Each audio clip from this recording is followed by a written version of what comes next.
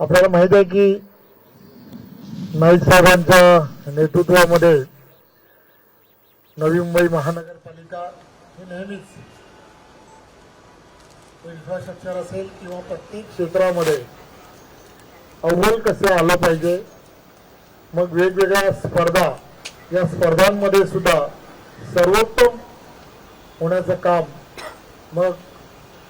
आपल्याला माहित आहे स्वच्छ भारत मिशन असेल किंवा या सगळ्या ज्या स्पर्धा झाल्या त्या स्पर्धांमध्ये सुद्धा नवी मुंबई हे नेहमीच नंबर 1 राहिलं. विविध पारितोषिक त्यामुळे नवी मुंबई महानगरपालिकेला मिळाली आणि एकमेव महानगरपालिका की जी पाण्यासाठी स्वयंपूर्ण असणारी महानगरपालिका म्हणून तिचा लौकिक आहे. ते नेहमीच सर्व महानगरपालिकेमध्ये एक पाऊल पुढे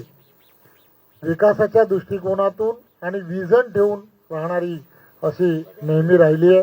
त्यामुळे पुन्हा या महानगरपालिकेमध्ये भारतीय जनता पार्टीचा महापौर तर बसेलच, परंतु 5 वर्षासाठी विजन काय असावं हे या महानगरपालिकेमध्ये आदरणीय देशाचे पंतप्रधान नरेंद्र मोदीजी यांच्या नेतृत्वामध्ये, आदरणीय देवेंद्रजी यांच्या नेतृत्वामध्ये आणि आदरणीय नाईक साहेब असतील, आदरणीय मंदाताई असतील आणि या सगळ्या पदाधिकाऱ्यांनी मिळून एक विजन हे आपल्यासमोर ठेवलेलं आहे, नागरिकांसमोर ठेवलेलं आहे. मला खात्री आहे की नवी मुंबईमधील सर्व मतदार जे आहेत त्यांचा मतांचा कौल हा भारतीय जनता पार्टीच्याच पदात टाकतील, यात काही शंका नाही. एक दुसरा आणि अत्यंत महत्त्वाचा विषय की आपल्याला माहीत आहे की मध्यंतरीच्या काळामध्येच अंबरनाथ नगरपालिकेच्या निवडणुका झाल्या आणि या नगरपालिकांच्या निवडणुकींमध्ये सुद्धा भारतीय जनता पार्टीचे नगराध्यक्ष त्या ठिकाणी प्रचंड बहुमताने जिंकून आले, हे आपण सर्वांना माहीत आहे. आणि देशाचे पंतप्रधान नरेंद्र मोदीजी यांच्या नेतृत्वात आणि महाराष्ट्रामध्ये आदरणीय महाराष्ट्राचे लोकप्रिय असे मुख्यमंत्री आदरणीय देवेंद्रजी यांच्या नेतृत्वामध्ये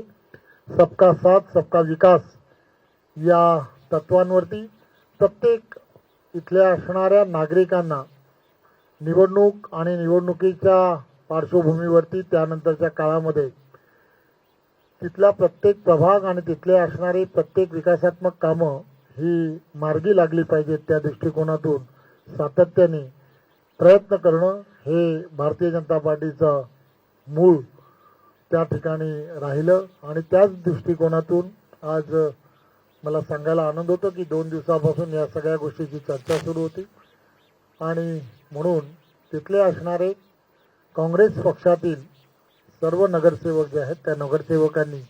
भारतीय जनता पार्टीबरोबर राहण्याचा आणि भारतीय जनता पार्टीमध्ये प्रवेश करण्याचा निर्णय घेतला. आज त्यांचा प्रेसच्या समोर विधिवत आज प्रवेश नाईक साहेबांच्या उपस्थितीमध्ये आज होतोय. त्याबद्दल मी त्यांचे सर्वांचं प्रदीप भाऊ पाटील हे त्यांचे गटनेते आहेत, ते आणि त्यांच्याबरोबर असणाऱ्या सर्व नगरसेवकांचं मी स्वागत करतो.